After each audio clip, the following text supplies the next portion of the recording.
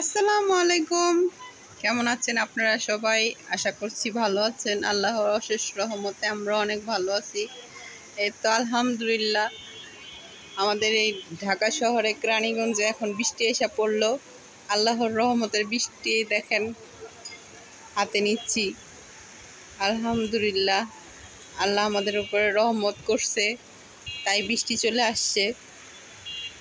আল্লাহর কাছে আরও দোয়া করি, প্রার্থনা করি আল্লাহ যেন সবসময় এই গরম থেকে আমাদের রক্ষা করে, এরকম বৃষ্টি আসে। আলহামদুলিল্লাহ, রহমতের বৃষ্টি দেখে নেন, সবাই দেখে নেন।